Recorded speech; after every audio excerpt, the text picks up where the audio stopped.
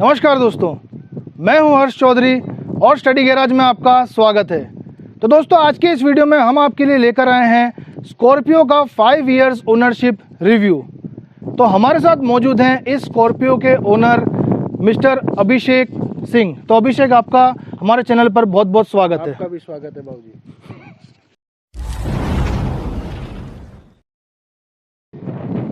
तो अभिषेक, सबसे पहले तो हमें ये बताएं कि ये आपने कब ली थी, कौन सा मॉडल है और कितने में ली थी? ये मैंने ली थी 22 फरवरी 2016 और ये S10 मॉडल है और ये मेरे को पड़ी थी 15 lakh around on road price. On road price. तो लगभग आप इसे कितना किलोमीटर चला चुके हैं? मैं इसको अभी तक 60,000 किलोमीटर चल चुकी है। तो जब आपने स्कॉर्पियो खरीदी थी उस टाइम पे मार्केट में और भी ऑप्शंस अवेलेबल थे, जैसे कि XUV, इनोवा। तो ऐसी सब गाड़ियों को छोड़कर आपने इस गाड़ी को क्यों चुना? XUV तो मेरे घर में एक पड़ी है और इनोवा का ऐसा है कि दाहोद के अंदर शोरूम है नहीं टोयोटा का, तो इस रिगार्डिंग मैंने स्कॉर्पियो ही पहले ली 60,000। तो लगभग आप 60,000 किलोमीटर इस गाड़ी को चला चुके हैं। तो आपने लॉन्ग डिस्टेंस ट्रैवलिंग भी इसमें करी होगी।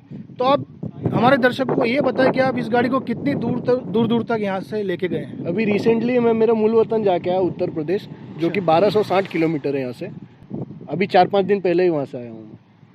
तो काफ़ी लंबा आपने ट्रैवल करा। इसमें लॉन्ग डिस्टेंस ट्रैवल करने में गाड़ी कैसी है, कंफर्टेबल के हिसाब से वो बताएं। एकदम मजबूत गाड़ी है, कंफर्टेबल एकदम सही है, लेकिन जो पीछे बैठता है, पीछे का रेयर एसी दिया हुआ नहीं है इसके अंदर, वो चीज़ की कमी है इसमें। तो अगर हम इसके माइलेज की बात करें तो कितना माइलेज निकाल देती है ये सिटी के अंदर और हाईवे पर? ये हाईवे पे 15 साढ़े 15 का देती है और सिटी के अंदर 12-13 का एवरेज देती है। तो जब आपने ये गाड़ी ली थी तो आपको इसमें सारी एसेसरीज इनबिल्ट मिली थी या फिर आपने कुछ डलवाई है बाहर से? और अगर डलवाई है तो कौन कौन सी एसेसरीज डलवाई है इसमें? नहीं, ये S10 है, ये फुली लोडेड ही था उस टाइम पे, टॉप मॉडल ही था, तो मैंने वही लिया था। और इसके अंदर खाली मैंने सीट कवर डलवाया था, वो भी मेरे को मेरा मनपसंद ब्लैक कलर का चाहिए था इसके लिए। तो अगर हम इसके सर्विस कॉस्ट की बात करें, इतने 5 सालों में आपने इसको कितनी बार सर्विस करवाया है और सर्विस कॉस्ट इसका कितना रहता है वो बताएं। और जी, सर्विस कॉस्ट तो इसका ज़्यादा नहीं रहता है, ज़्यादा से ज़्यादा 5,000 या तो 6,000, उससे ज़्यादा इसका है नहीं। और 5 साल के अंदर मैंने अराउंड 5 या 6 बार मैंने सर्विस करा ली इसको। तो कोई 5 सालों के अंदर कुछ मेजर खर्चा इसमें आया? मेजर खर्चा अभी रिसेंटली आया था, इसका क्लच प्लेट चले गया था, तो वो अराउंड 18,000 के आसपास पड़ा था। और इसके टायर्स जो हैं वो कंपनी से जो आए थे वही वाले हैं या आपने इसे चेंज करवाया? टायर्स मैंने 40,000 पे इसको चेंज करवाया था, बिकॉज क्या उसके अंदर पंचर हो जाता तो पता नहीं चलता था कहाँ से हो रहा है, तो मैंने चारों टायर चेंज करवा दिए थे। तो आपको क्या कॉस्ट पड़ी थी टायर्स की? अराउंड 36,000। तो आप 5 साल से इस गाड़ी को यूज़ कर रहे हैं, तो आप इसे फैमिली के यूज़ के लिए आपने रखा हुआ है? क्योंकि जैसे आपने बताया आपके पास XUV भी है, तो इसे फैमिली के तौर पर यूज़ कर रहे हैं या फिर आप इसे इंडिविजुअल यूज़ कर रहे हैं? नहीं, फैमिली के तौर पर यूज़ करा जा रहा है, बिकॉज हमारा रूट जो रहता है वो बहुत लंबा रहता है, क्योंकि हम लोग को यूपी साल में हम लोग 2 बार जाते हैं, तो उस टाइम हमको ये ऐसी बड़ी गाड़ी चाहिए ही रहती है। तो फैमिली में जितने भी लोग हैं, क्या वो इस गाड़ी से खुश है या फिर उनकी कुछ शिकायतें हैं इस गाड़ी से? शिकायतें तो वही, जैसे मैंने आपको बताया था कि पीछे का AC इसका है नहीं, तो थोड़ा वो चीज़ देखना चाहिए कंपनी को। तो आप काफ़ी लंबा जाते हैं, यूपी जैसे आप बता रहे हैं 1200-1300 किलोमीटर यहाँ से पड़ता है, तो आप सामान भी अपना लेके जाते होंगे। तो अगर स्टोरेज स्पेस की बात करें तो स्टोरेज स्पेस इस गाड़ी का कैसा है? स्टोरेज स्पेस तो इसके अंदर है नहीं, बिकॉज ये है 8 सीटर। स्कॉर्पियो के अंदर 7 सीटर भी आती है, कैप्टन सीट भी आती है, और ये 8 सीटर है, तो इसके अंदर तो स्टोरेज का है नहीं। तो हमारा तो पीछे एक इंसान बैठता है, बाकी पूरा लगेज ही जाता है। यानी अगर 4 से 5 लोग हों तो ठीक है, अगर लेकिन 7-1 लोगों के लिए गाड़ी हो तो स्टोरेज स्पेस की कमी हो जाती है। हाँ, स्टोरेज स्पेस की कमी रहती है, 7-1 लोग रहते हैं। ऑफ रोडिंग की अगर बात करें, वैसे तो इस गाड़ी को ऑफ रोडिंग के लिए ही ये बनी गई है, ऐसा मानते हैं लोग। आपने कभी इसको ऑफ रोडिंग करी है इसके साथ में? ऑफ रोडिंग ऐसा है कि उत्तर प्रदेश पूरा ऑफ रोडिंग ही है। जैसे वहाँ पे पहुँचेंगे तो वहाँ पे उबड़ खाबड़ रास्ते ही दिखाएंगे, तो ऑफ रोडिंग में भी ये कंप्लीट है एकदम, कोई दिक्कत वाली बात नहीं।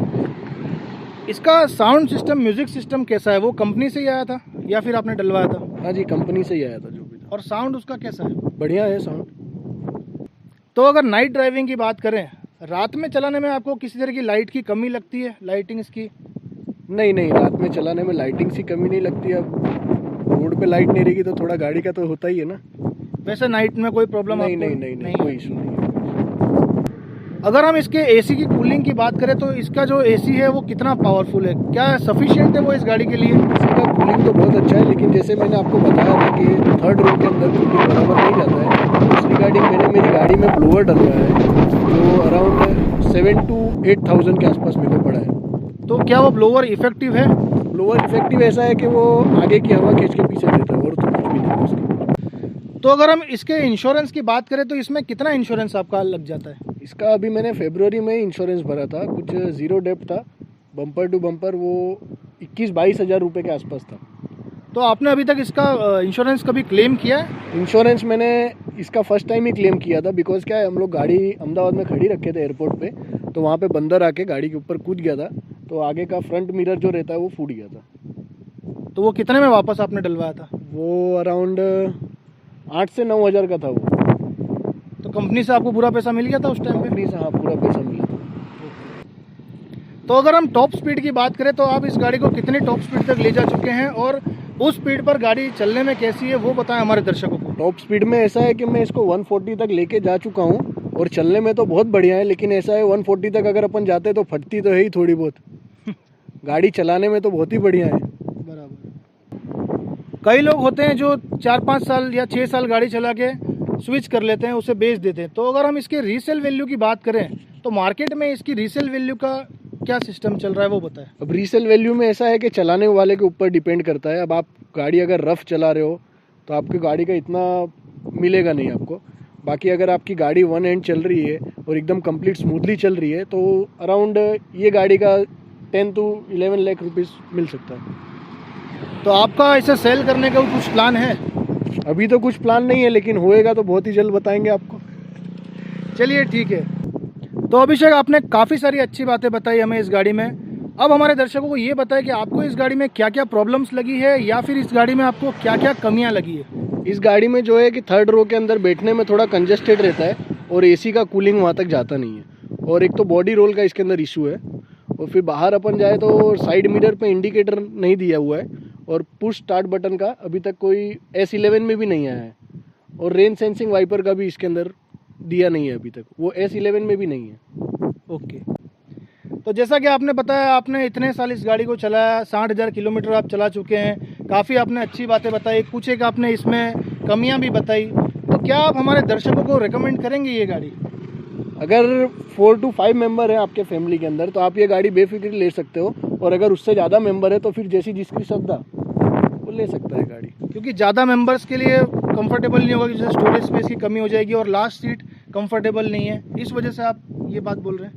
हाँ, इस वजह से बोल रहा हूँ। और इसके अंदर 2-3 मॉडल आते हैं, कैप्टन सीट भी आती है।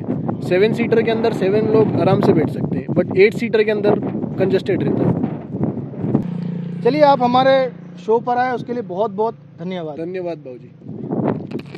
तो ये थे हमारे साथ अभिषेक सिंह, जो अपनी गाड़ी से काफ़ी सेटिस्फाइड लग रहे हैं। उन्होंने काफ़ी सारी अच्छी बातें बताई गाड़ी के बारे में, कुछ कमियां थी वो भी उन्होंने बताई। तो अगर आपको हमारा वीडियो पसंद आया हो तो लाइक कीजिए, शेयर कीजिए, सब्सक्राइब कीजिए और कमेंट्स के थ्रू अपने सुझाव दीजिए। तो दोस्तों, आने वाले समय में हम ऐसे ढेरों वीडियोस बनाते रहेंगे, तो हमारे साथ जुड़े रहें। तो मिलते हैं अगले वीडियो पर, तब तक के लिए जय हिंद।